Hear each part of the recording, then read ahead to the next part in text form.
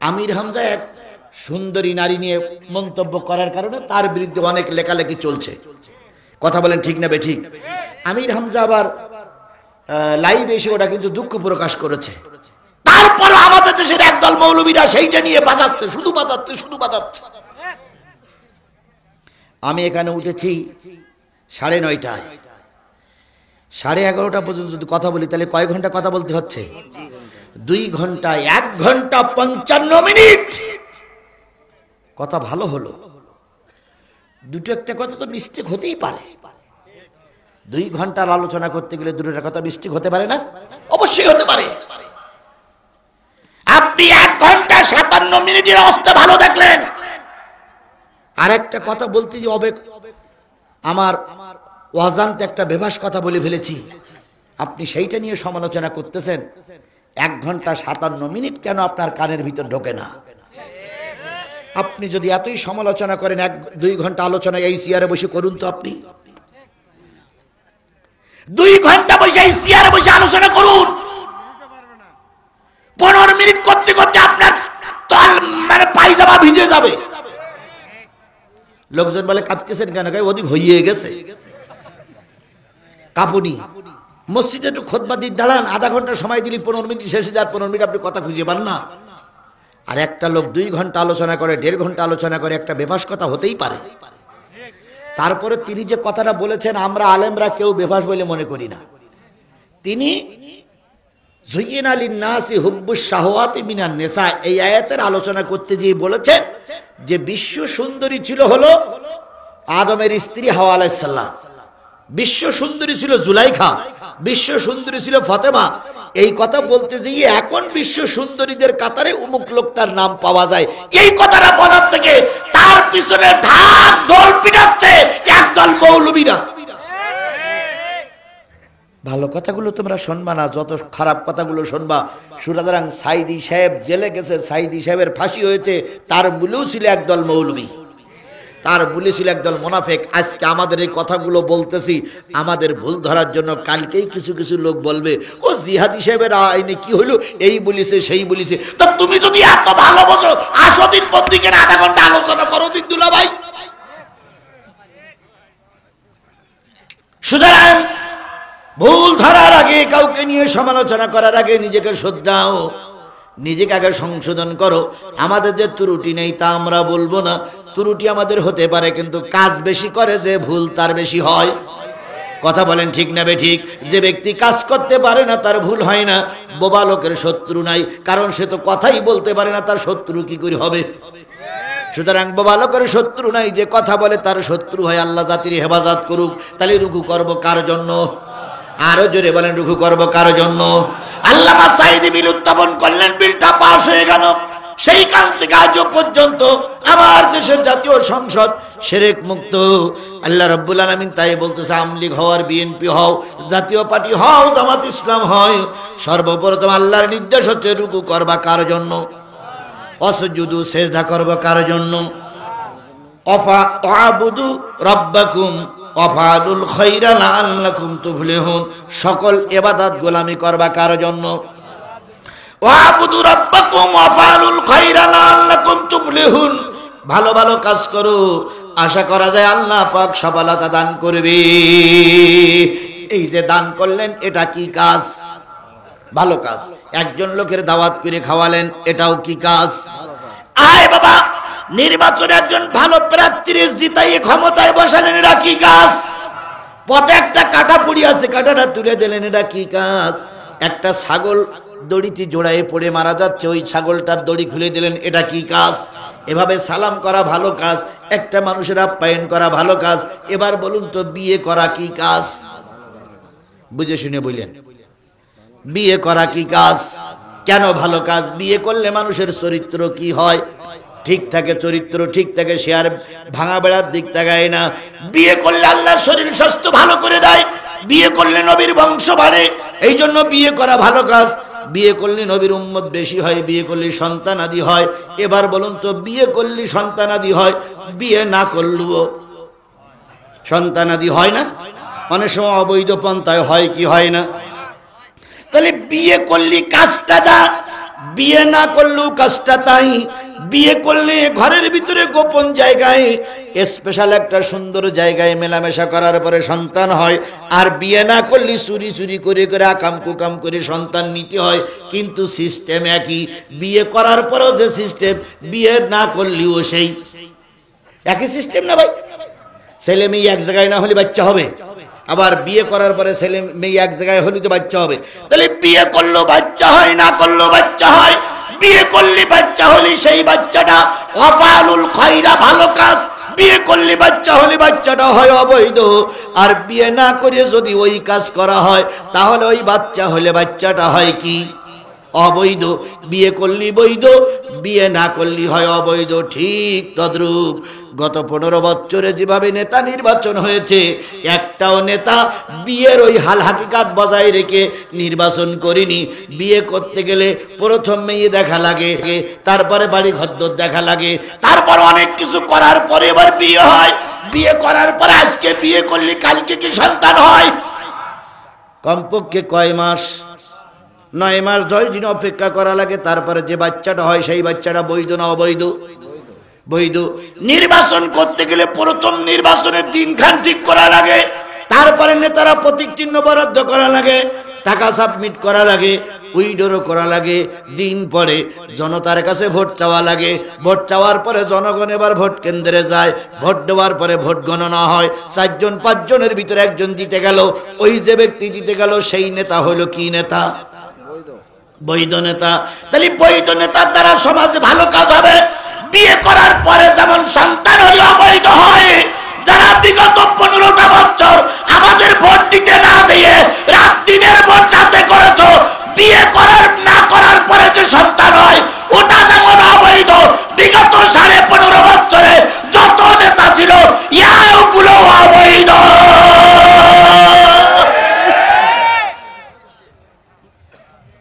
যার সন্তানের কোনো অধিকার নেই মাতব্বারি করার। মঞ্চে দাঁড়িয়ে ওয়াজ করতেছে, একজন এসে বললে তোর বাপের নাম কি? তো হুজুর বলতে আমার যখন জন্ম হয়েছিল বাপ কেটা তো আমি জানি না। বললেন তো এখানে ফেরেশতাও যদি বসে থেকে ওর শুনবে, কারণ ওর বাপের ঠিক নেই, অবৈধ জন্ম। যে নেতারা বিগত 15.5 বছর আমাদের সামনে বক্তৃতা করেছে এরা সব ছিল ওই যার সন্তানের মতন অবৈধ, কারণ ওদের কেউ ভোট দেয়নি। এদের কোনো অধিকার ছিল না খালেদা জিয়ার বিচার করার, এদের কোনো অধিকার ছিল না আল্লামা সাঈদীর বিচার করার, এদের কোনো অধিকার ছিল না মতিউর রহমান নিজামীর বিচার করার, কারণ এরা বিয়ে ছাড়াও অবৈধ মায়ের মতো অবৈধ নেতা।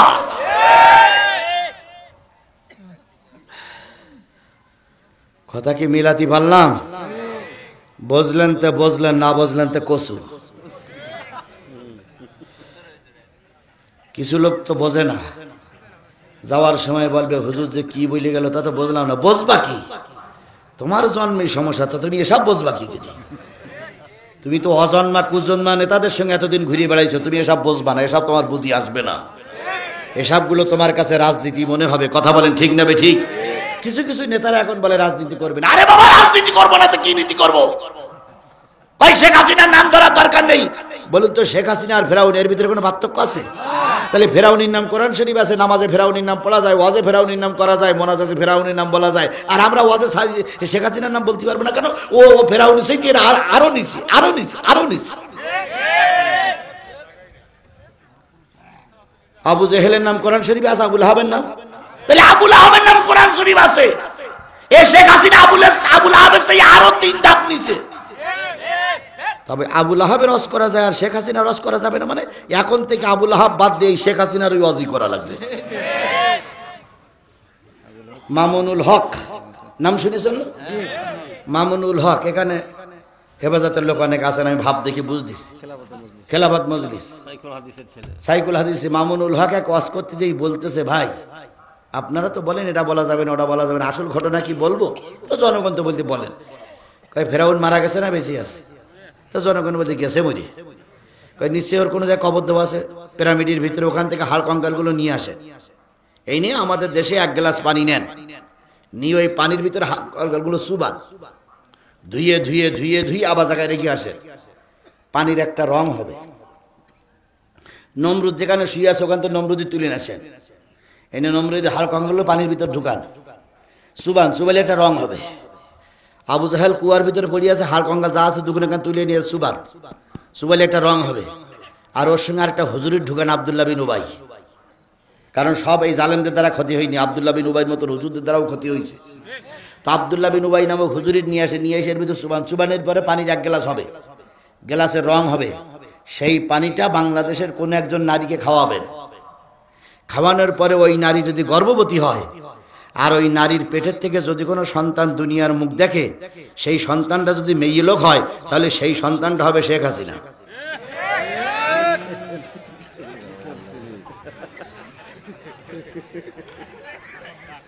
কুতার ওয়াজ কোন জায়গাকে মেরিতে হিসেব করতেছেন আপনি? মামুনুল হককে স্যালুট জানাই যে এই বুদ্ধি সে বের করল কি করে।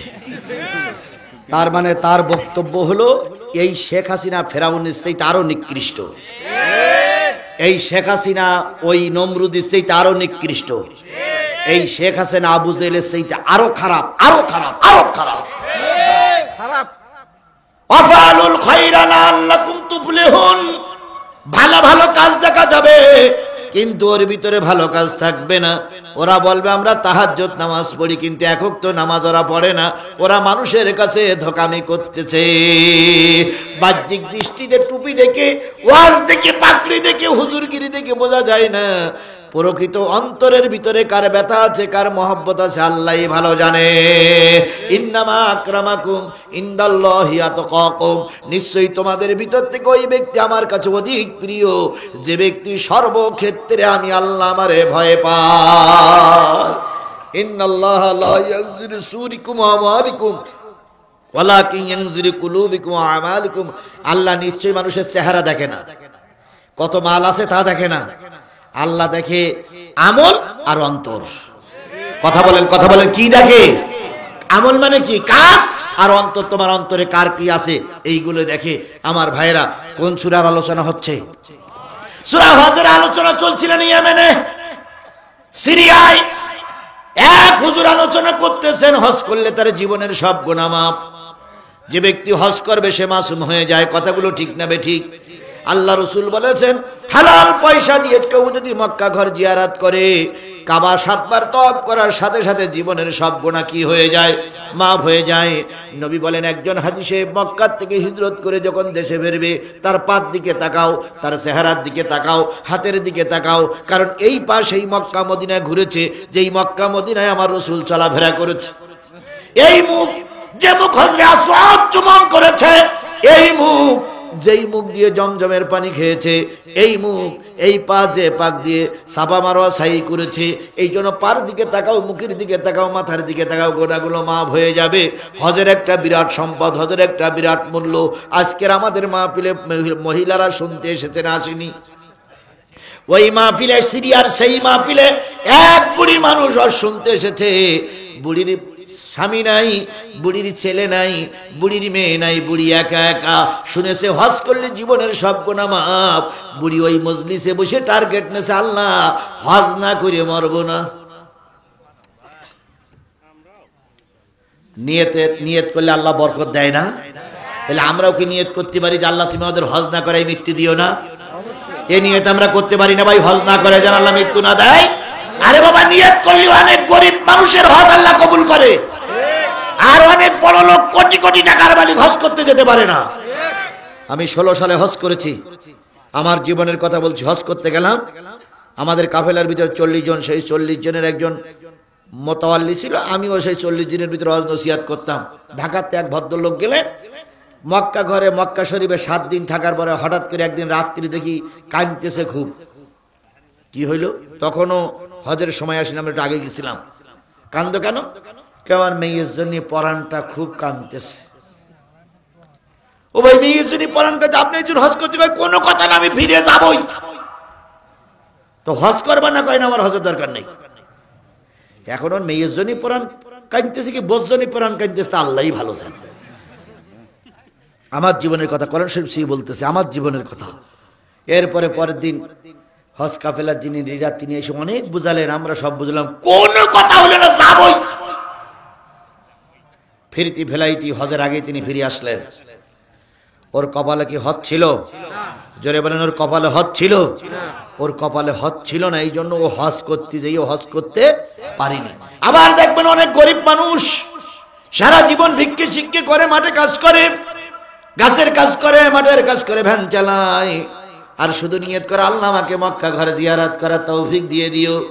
গত এখান থেকে 3 মাস আগে একটা লোক আমাকে দাওয়াত করেছিল জয়পুরহাটে, 3 মাস না 6 মাস আগে জয়পুরহাটে দাওয়াত করেছিলেন মসজিদের মুয়াজ্জিন। তিনি খুব গরিব মানুষ, তিনি হজ করে ফিরে এসে আমাকে দাওয়াত করেছে, বলতেছে হুজুর আমার ঘর বান্ধা জায়গা নেই, মুয়াজ্জিনি করে মাত্র 1200 টাকা বেতন পাই, 2-3টা ছেলে মেয়ে হজ করে আসছি। আমি জিজ্ঞেস করলাম কি করে হজ করেছেন? আমি ছেলে মেয়েদের একটু কষ্টের ভিতরে রেখে বউটারে বুঝাইয়ে এলাকার কিছু মানুষের কাছে বলেছিলাম, তারা সাহায্য করেছে, আমি বড় হজ করে আসছি আলহামদুলিল্লাহ। গরিব মানুষ তার আল্লাহ হজ কবুল করলো, আর ধনী মানুষ তার কপালে হজ নেই। আমাদের সমাজে অনেক লোক দেখা যায় কোটি কোটি টাকার মালিক, এই বছর যাব, সামনের বছর যাব, পরের বছর যাব, এই টাকা জমা দিলাম, এই তদবির করতেছে, করতে করতে ইন্না লিল্লাহি ওয়া ইন্না ইলাইহি কাবুরুন। হজ হয় না এরকম প্রমাণ আমার সমাজে আছে না নাই? খালি হজ কবুল না হওয়ার ব্যাপারটা কার? আরো জোরে বলেন কার? বুড়িও হজ শুনে বাড়ি গেছে, নিয়ত করেছে কি করবে, কিন্তু বুড়ির পরিবারে কেউ নাই। বুড়ির একটা জিনিস আছে, সে জিনিস হচ্ছে চোখের পানি। ইয়া জাহাকু কালিলা ইয়া বুকু কাসিরা, বেশি বেশি কান্দ, কম কম হাসো, আল্লাহ কবুল করবে। বুড়ি ঘরে দিয়ে যায় নামাজ বিছাই কাঁদতে শুরু করেছে। সকালবেলা ফজরের নামাজ পড়ে কান্দে, আল্লাহ তুমি আমাকে হাজী বানাও। বুড়ির বাড়ির পাশে ছিল এক ক্লাব ঘর।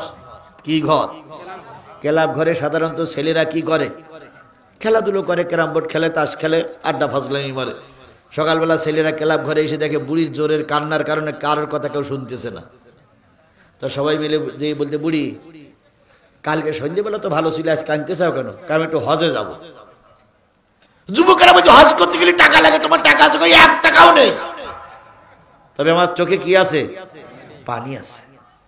যুবকেরা বাইরে গেল, অফিসে যেয়ে বসে চিন্তা করলে এই বুড়ি যদি এভাবে কাঁদতে থাকে তাহলে তো আমাদের খেলাধুলো কিছুই হবে না, চল গ্রামে যাই, যার যার কাছে হাত পায়ে ধরি বুড়ির হজের টাকা জোগাড় করি, নতুবা বুড়ি তো মরিছে আর আমাদেরও মেরিস।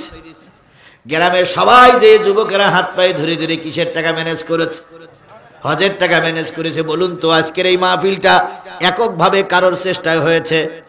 এই এলাকার অনেক মানুষকে রাস্তায় দড়ি ধরতে হয়েছে, বাড়ি যেতে হয়েছে, চাউল কালেকশন করতে হয়েছে, বাঁশ কালেকশন করতে হয়েছে, ধান কালেকশন করতে হয়েছে, হাজার হাজার টাকা কালেকশন করে এরা ওয়াজ করতেছে। 10 মিলে করি কাজ, হারি জিতি নাহিলাস প্রবাদাস। হজের টাকা জোগাড় করার জন্য যুবকরা চলে গেল, সব টাকা ম্যানেজ করে বুড়ি বলতেছে, বুড়ি চোখের পানি মুছে ফেলো, হজের টাকা জোগাড় হয়ে গেছে। বুড়ি খুশি না বেজার? বুড়ি ছিল বসে, উঠে দাঁড়াই বলতেছে, বাবা কিভাবে জোগাড় করলি? যুবকেরা বলতে, ওটা তোমার জানার দরকার না, তুমি শুধু হজের জন্য প্রস্তুত নাও, আমরা পাসপোর্ট করার জন্য, টিকিট করার জন্য গেলাম। বুড়ির কাটমাট নিয়ে যা দরকার নিয়ে এবার পাসপোর্ট করলো, টিকিট করে বলল, বুড়ি আগামী শুক্রবারের জুমার নামাজের পরে তোমার হজের লঞ্চ ফিরে যাবে সিরিয়া ইয়েমেন, সিরিয়া এই লঞ্চ ঘাটের থেকে তোমার হজের জাহাজ চলে যাবে। তুমি 1 সপ্তাহ একটু রেস্ট নাও, শরীরের দিকে খেয়াল করো। বুড়ি খুশিতে বেজার, খুশিতে আনন্দিত হয়ে শুধু বলে, আল্লাহ যুবকদের পরে রহমত করো, যুবকদের হেফাজত করো। ঠিক শুক্রবারের জুমার নামাজ পড়তে যাওয়ার আগে যুবকেরা বলে গেল, বুড়ি তৈরি হও, জুমার নামাজের পরেই কিন্তু তোমাকে নিয়ে যাব। জুমার নামাজ পড়ে এসে দেখে বুড়ি খানা পিনা করতেছে। এখনো খানা পিনা করুনি? কয় বাবা অনেক দূরে যাব, একটু খেয়েই নেই। তো বুড়ি খাচ্ছে তো খাচ্ছেই। কিছুক্ষণ পর খাওয়া দাওয়া হয়ে গেলে হাড়ি পাত্র ধরছে।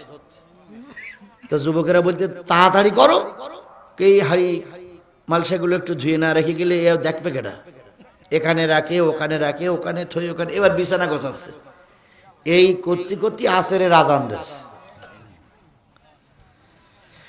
তো যুবকেরা বলতে, বুড়ি তাড়াতাড়ি না করলে বলো লঞ্চ পাবা না। কয় আমার নানে যাবে না। এইভাবে করতে করতে বেরিয়ে বুড়ির নিয়ে লঞ্চঘাটা পর্যন্ত জাতি জাতি মাগরিবের আজান দিয়েছে। আসরের আজানের পরপরই লঞ্চে চলে গেছে। বুড়ি গেছে মাগরিবের নামাজের সময় লঞ্চঘাটায়, যেই দেখে লোকজনও নেই, লঞ্চ চলে গেছে। বুড়ির নসিব ভালো না খারাপ? বুড়ির নসিব ভালো না খারাপ? একদিক থেকে ভালো আর একদিক থেকে খারাপ। খারাপ ভালো আমি বুঝাচ্ছি। আমি আরো আলোচনার বিষয় হচ্ছে ওয়াফালুল খায়রা লাআল্লাকুম তুফলিহুন। ভালো ভালো কাজ করো, সফলতা আসবে। অনেক সময় ভালো কাজের ভিতরে খারাপ কাজ থাকে, খারাপ কাজের ভিতরে ভালো কাজ থাকে। আমি এটা বোঝানোর জন্য কথাটা বলতেছি। বন্ধুগণ, যুবকেরা বলতেছে বুড়ি টাকা ছিল না, পয়সা ছিল না, সব ঋণ দেনা করে যেভাবে হোক পকেটে দিয়ে চান্দাপত্র তুলে ম্যানেজ করলাম। কিন্তু বুড়ি তোমার কপাল খারাপ, লঞ্চ চলে গেছে, এখন আর হজ করতে যেতে পারলে না। তবে বুড়ি রে, আর তোরে ফিরাই বাড়ি নিয়ে যাব না, কারণ বাড়ি নিয়ে গেলে তুই আরো কান্নাকাটি বেশি করবি, আমাদের খেলাধুলো বন্ধ হবে। এই থাকলো টিকিট, এই তোর খাওয়া খরচ, এই তোর যাতায়াতের খরচ, সব এখানে রেখে গেলাম। মরলি এখানে মরবি, বাঁচলি এখানে বাঁচবি, তা আস্তানায় তোরে আর ফিরাই নিয়ে যাব না, আমরা চলে গেলাম। যুবকেরা চলে গেল। বুড়ি চোখের পানি ফেলাই কান্দার বলে, মালিক আমার পরে এত অসন্তুষ্ট কেন হলে? মালিক পেয়ে কেন হারালাম? বুড়ি এবার নদীর পানিতে উজু করলো, সালাতে দাঁড়িয়ে গেল। বুড়ি শুধু কান্দে আর কয়, মালিক তুমি আমার পরে এত নির্দয় হতে পারো না, আমার পরে এত নিশ্চয় হতে পারো না। তুমি যখন সুযোগ একটা করে দিয়েছো চোখের পানির কারণে, তুমি আর একটা সুযোগ করে দাও। একদিন গেল, কোনো রকম সংবাদ আসলো না। 2 দিন গেল, কোনো রকম সংবাদ আসলো না। 3 দিন বুড়ি না খাওয়া, ক্ষুধার্ত বুড়ি চোখের পানি ফেলায় কান্দে। হঠাৎ করে একটা বিরাট সুন্দর খুবসুরত একজন যুবক মানুষ এসে বুড়িরে সালাম দিয়ে বলতেছে, বুড়িমা আসসালামু আলাইকুম। যত সুন্দর দাড়ি, যত সুন্দর টুপি, যত সুন্দর পাগড়ি, যত সুন্দর পায়জামা, যত সুন্দর পাঞ্জাবি, গায়ে আতর সুগন্ধের গোলাপের গন্ধ। বুড়িকে বলতেছে, বুড়িমা আসসালামু আলাইকুম। বুড়ি বলতেছে, বাবা এত সুন্দর করে সালাম দিলে তুমি কে গো বাবা? ওই লোকটি বলতেছে, বুড়ি তুমি আমার চেনবা না, তোমার চোখের পানি দেখে আমার দিলটা নরম হয়ে গেছে। আমি গোটা মানুষের কল্যাণের জন্য কাজ করি, আমিও তোমার কল্যাণের জন্য কাজ করতে এসেছি বুড়ি। তোমার চোখের পানি দেখে আমি খুশি হয়ে গেছি, তাই আমি টার্গেট নিয়েছি ওই জাহাজ সৌদি আরবে পৌঁছানোর আগে আমি তোমাকে মক্কা শরীফে রেখে আসবো। বুড়ি খুশি না বেজার? বুড়ি বলতেছে, বাবা পারবা? কই এরম কাজ আমি প্রায় করি, এ কাজ আমার জন্য কি খুবই সহজ। বুড়ি বলতেছে, আলহামদুলিল্লাহ, তাহলে তুমি শুরু করো। যুবক বলতেছে, বুড়ি মা যতগুলো মাল সামান আছে একটা টোপলায় বাঁধো, সেই টোপলাটা তুমি পিটি নাও, আর আমি ভুটোই শুয়ে পড়তেছি, আমার পরে তুমি চড়ে বসো। তবে চড়ে বসার আগে তোমার কাছে কয়েকটা সত্য দেই, যতক্ষণ পর্যন্ত আমি চোখ খুলতে না বলবো ততক্ষণ সমস্ত পথে তুমি চোখ খুলবা না। শুধু বাতাসের মতন সাই সাই সাই সাই করে শব্দ হবে, চোখ খুললে কিন্তু বুড়ি তুমি বিপদে পড়ে যাবা। বুড়ি বলতেছে, বাবা চোখ খুলবো না কেন? কয় আমি তোমাকে এখন ঘাড়ে করে নিয়ে উঠতে শুরু করব, প্লেনের মতন উড়বো, রকেটের মতন করে উড়বো। উঠতে উঠতে কত দেশ, কত দেশান্তর, কত সাগর, কত নদ নদী, কত খালবিল, কত জাহা, কত জঙ্গল, কত নদী এলাকা পাড়িয়ে দিয়ে যাব। তুমি যদি হঠাৎ করে নিচের দিক তাকাও, ভয়তে পেশাব পায়খানা করে ফেলবা, আমার জামা কাপড় নষ্ট হয়ে যাবে, তুমিও নষ্ট হয়ে যাবা, তুমি পড়ে যাবা, চোখ খুলবা না। ঠিক আছে। 2 নম্বর, তোমার মাল সামানাগুলো নিয়ে বসে বড় খবরদার যেন দুর্বলতা করো না। ঠিক আছে। 3 নম্বর, বুড়ি আমি তোমার যখন নামায়ে দেব, আমার নাম পরিচয় তুমি জিজ্ঞেস করতে পারবা না, আমি যে কোন মালের মাল এটা তুমি জিজ্ঞেস করতে পারবা না, তুমি শুধু আমার জন্য একটু দোয়া করবা। বুড়ি বলতেছে, বাজান রে সব সত্য মেনে নিলাম, তুই আমার একটু মক্কায় পৌঁছাই দিয়ায়। এবার বুড়ি মাল সামানা গোছালো, যুবক শুয়ে পড়লো, যুবকের পিঠির পরে এই বুড়ি চড়ে বসলো। সাই সাই সাই সাই সাই সাই করে শব্দ হচ্ছে, বুড়ি চলে যাচ্ছে, যুবকও চলে যায়। অল্পক্ষণের ভিতরে কাবার চত্বরে যেয়ে যুবক নেমে ফেললো। বুড়িরে বলতেছে, বুড়ি চোখ খোলো, মাল সামানিয়ে নেমে পড়ো, ওই তোমার সেই কাবা। ওই যে দেখা যায় কাবা। যারা হজ করতে গেছেন ভাই, আমি একবার বড় হজ করেছি, একবার উমরা করেছি, যারা হজ করতে গেছেন তারাই বুঝবেন। হজ করতে যারা যায় সর্বপ্রথম যখন মক্কা ঘরটা দেখে তাদের জীবনের সব ব্যথাগুলো দূর হয়ে যায়। পথে না খেয়ে থেকে কষ্ট পেয়েছি, বিমানে কি বলে কষ্ট পেয়েছি, বাসে ভালো টিকিট পাই নাই, মুআল্লিমরা পথে খেতে দেই নাই, ওসব কষ্ট সব দূর হয়ে যায় যখন কাবাকে নিজের স্বয়ং চোখে দেখি। সুবহানাল্লাহ। আর রাসূল বলেছেন কাবাকে দেখার সাথে সাথেই মানুষ যে দোয়া করে সেই দোয়া আল্লাহ কবুল করে নেয়। আপনি গুনার জন্য গুনাহ করেছেন, মাপ চাবেন, দোয়া কবুল হবে। আপনি সম্পদের জন্য দোয়া চাবেন, দোয়া কবুল হবে। আপনি দেশে এসে রাজনীতি করবেন, দোয়া কবুল হবে। আপনি দেশে এসে দিনের ভোট রাতে করবেন, ওটাও কবুল হবে। ওখানে যে নিয়ত করে হাত তুলবে তার সেই নিয়ত আল্লাহ কি করে? কবুল করে নেয়। বুড়ি দুই চোখের পানি ফেলে কাঁদতেছে আর বলতেছে কাবারে, তোরে দেখার জন্য 12টা বছর কেঁদেছি, সুযোগ হয় নাই, তুই আল্লাহ পাক আজকে সুযোগ করে দিয়েছে। বুড়ি অবলোক নয়নে কাঁদতেছে, চোখের পানিগুলো জমিনে স্পর্শ করতেছে। কান্না শেষ। কান্না যখন শেষ হয় পিছন দিক তাকাই দেখে যুবক ওই গেটের মুখ পর্যন্ত চলে গেছে। বুড়ি বলতেছে বাবা আয়, বাবা আয়, বাবা আয়, বাবা যাস না, যাস না, যাস না। যুবক পিছন দিক ফিরে বলতে কি তোমার যা দরকার তুমি তো তা পেয়েছি, এখন তো আর আমার কথা মন থাকবে না। তোমার দরকার হজ করার, এই নামাই দিয়ে গেলাম, তোমার কাফেলা আসতে এখনো 15 দিন বাকি। যাওয়ার সময় ওদের সঙ্গেই যাইও, কারণ তোমার টিকিট করা আছে। বুড়ি বলতেছে বাবা শোন, তুই এত উপকার করলি, নিজের বাবা এরকম উপকার করে না, নিজের সন্তান এরকম উপকার করে না। ভাব তুই তোর নামটা একটু বল বাপ। ওই যুবক বলতেছে তোমার সঙ্গে কি সত্য ছিল? নাম পরিচয় জিজ্ঞেস করতে পারবে না। কসে এটা ছিল, এটা আমি স্বীকার করি, কিন্তু আমি তোর নাম পরিচয়টা এই জন্য দিতে বলছি যে যখন তুই বিপদে পড়বি তুই আমারে ডাকবে, আমি তোর উপকার করব। আর আমি যখন বিপদে পড়ব তোর নাম ধরে ডাকবো, কিয়ামতের দিন তুই আমার উপকার করবি। তখন যুবক বলতেছে বুড়ি যে পর্যন্ত আসো ওই পর্যন্তই থাকো, এর বেশি আর পরিচয় জিজ্ঞেস করো না। জিজ্ঞেস করলে যদি আমার নাম পরিচয় বলি তো তোমার পায়ে যে জুতো আছে এই জুতো তুমি আমার মুখে ফেলাই মারবা। বুড়ি বলতেছে আস্তাগফিরুল্লাহ, তুই এত ভালো কাজ করলি আর আমি তোর জুতো ফেলে মারবো, ভাবলি কি করে? বুড়ি ওই যুবক দূর থেকে বলতেছে বুড়ি আমি তোমার কোনো উপকার করিনি, বরং তোমার আমি ক্ষতি করে গেলাম।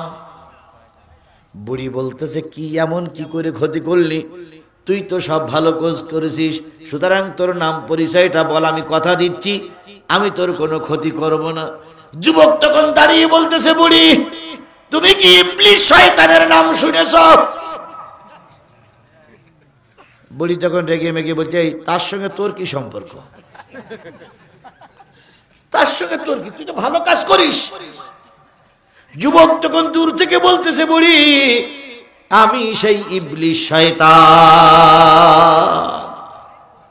আস্তাগফিরুল্লাহ, তুই ইবলিস শয়তান, তোর মাথায় টুপি, তুই ইবলিস শয়তান, তোর মুখে দাড়ি, তুই ইবলিস শয়তান, তোর গায়ে পাঞ্জাবি, তুই ইবলিস শয়তান আমারই হজ করতে নিয়ে আসলি।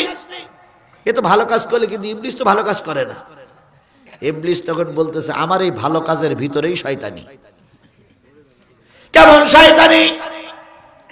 ইবলিস তখন বলতেছে বুড়ি শোনো, যুবকেরা যখন তোমাকে নদীর পাড়ে রেখে গেল, তুমি যখন রাত দিন 24 ঘন্টা চোখের পানি ফেলাই ফেলাই কাঁদতেছিলে, আমি খেয়াল করলাম বুড়ির প্রতিটা চোখের পানিতে একটা করে কবুল হজের সওয়াব বুড়ির আমলনামায় লেখা হচ্ছে। আমি চিন্তা করলাম ওই হাজিরা ফিরে আসা পর্যন্ত বুড়ি যদি এখানে বসে বসে কান্দে, লক্ষ লক্ষ কবুল হজের সওয়াব বুড়ির আমলনামায় লেখা হবে।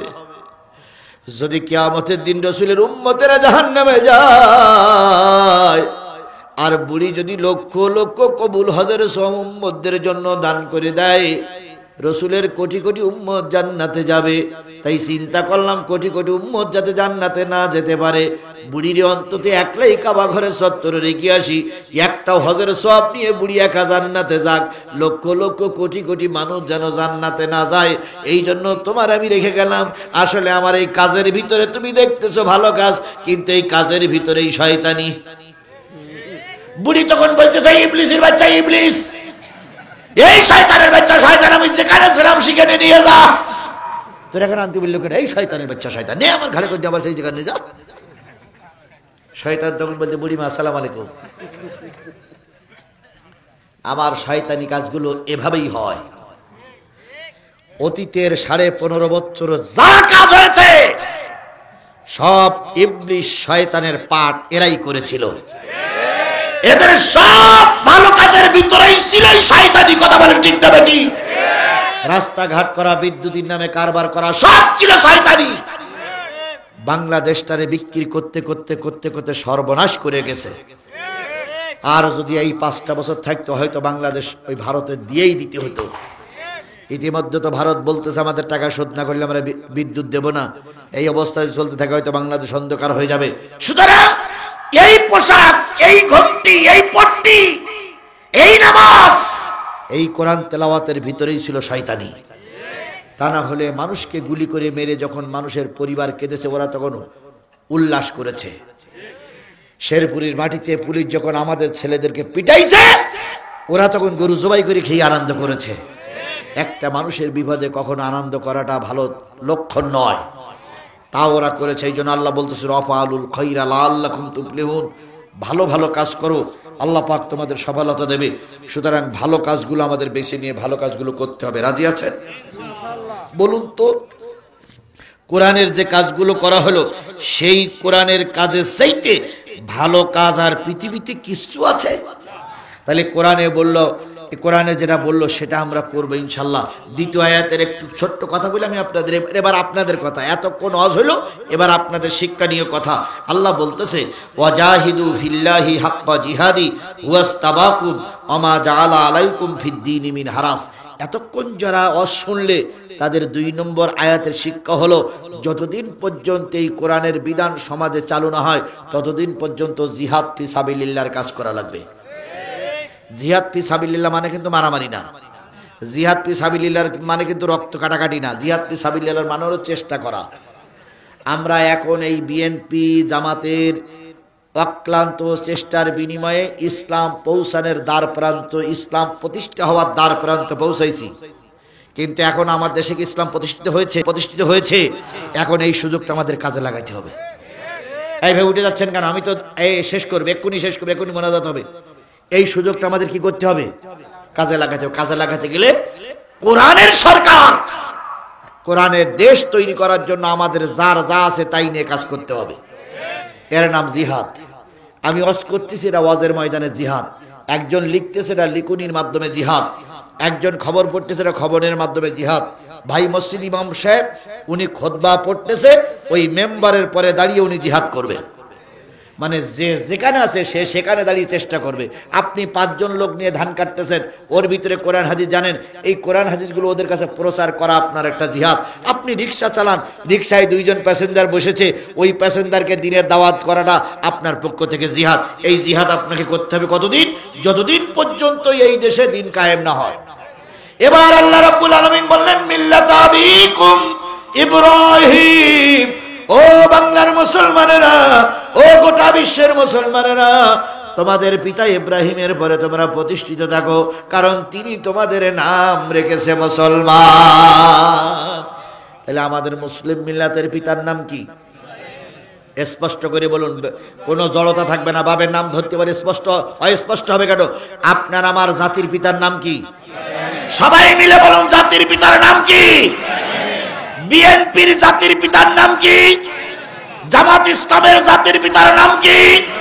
হেফাজতে ইসলামের জাতির পিতার নাম কি? তাবলীগ জামাতের জাতির পিতার নাম কি?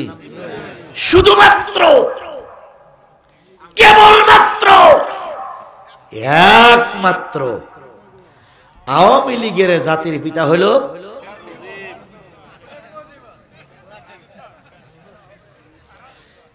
এই এদের জাতির পিতা ছিল মুজিবার, আর সিরিয়ার জাতির পিতা ছিল বাশার আল আসাদের বাপ।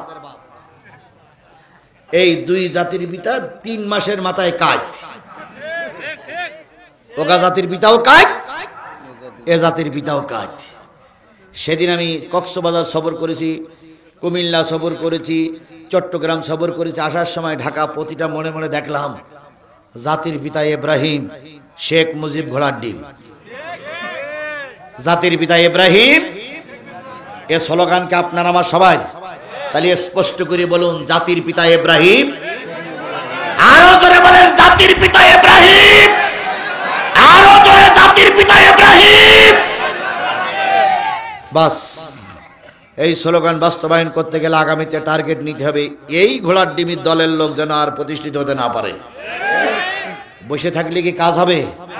কাজ করা লাগবে। বিএনপির লোক কাজ করবে, জামাতের লোক কাজ করবে, অন্যান্য দলের লোকেরা কাজ করবে ইনশাআল্লাহ। তাহলে আজকের শিক্ষণীয় বিষয় হচ্ছে জাতির পিতার নাম হলো ইব্রাহিম। মিন ক্বাবলু ওয়া ফি হাযা লিয়াকুনা আর-রাসূলু শাহীদান আলাইকুম ওয়া তাকুনু শুহাদা আলান নাস। পূর্বে তোমাদের নাম ছিল মুসলমান, এখন তোমাদের নাম আছে মুসলমান, আগামীতেও তোমার নাম থাকবে মুসলমান। নবীরা সাক্ষী দেবে, সাহাবীরা সাক্ষী দেবে, জাতি সাক্ষী দেবে। এতক্ষণ পর্যন্ত নেতার কথা হলো, সাধারণ মানুষের ওয়াজ নসিহত হলো। এবার আপনাদের একটু শিক্ষা কি দিয়ে বলি। এই মাহফিলের 4 গ্রামের মাহফিলে যারা ওয়াজ শুনতে এসেছিল শিক্ষা দিয়ে নিয়ে চলে গেল, হয়ে গেছে। আল্লাহ বলেন, ফাকিমুস সালাতা ওয়া আতুজ যাকাতা ওয়া আতাসিমু বিল্লাহ।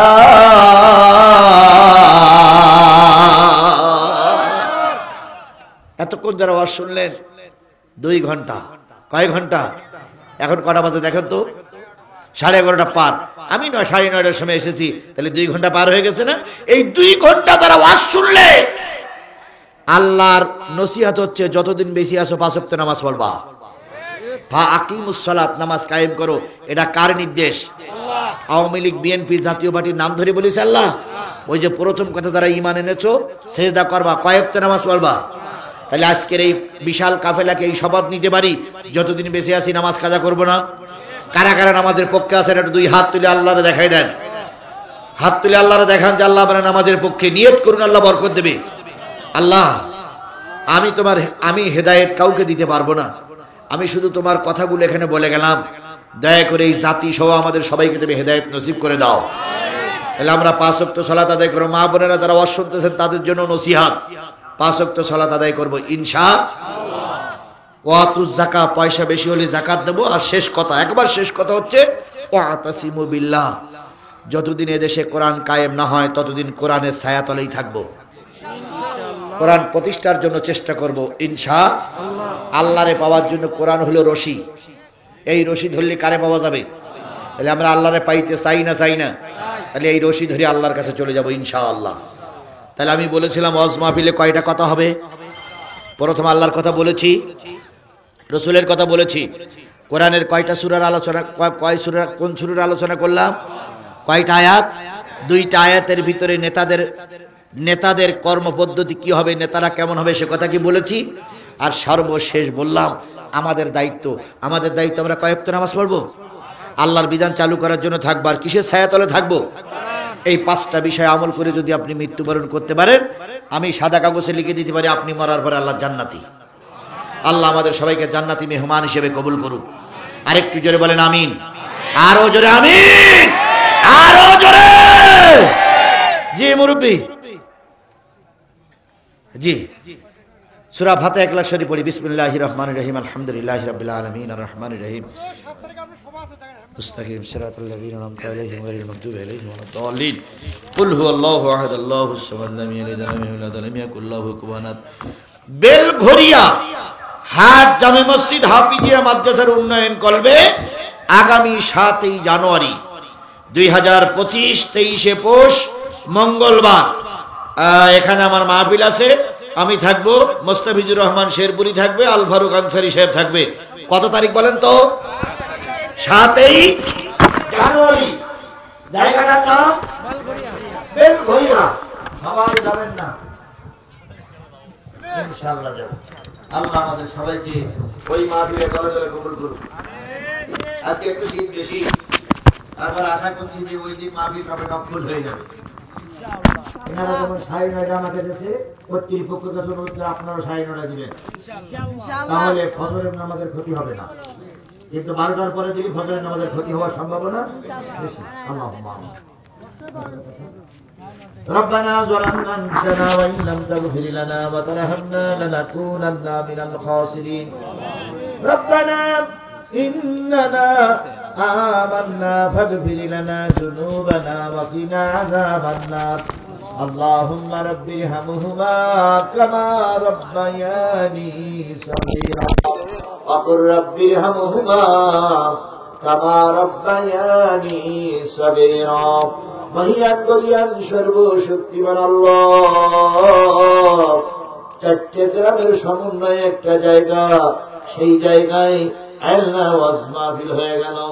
এই ওয়াজ মাহফিলে আমি গুনাহগার, তোমার কোরআনের থেকে আলোচনা করেছি। সূরা হজরে 2টা আয়াতের পরে ভিত্তি করে দীর্ঘ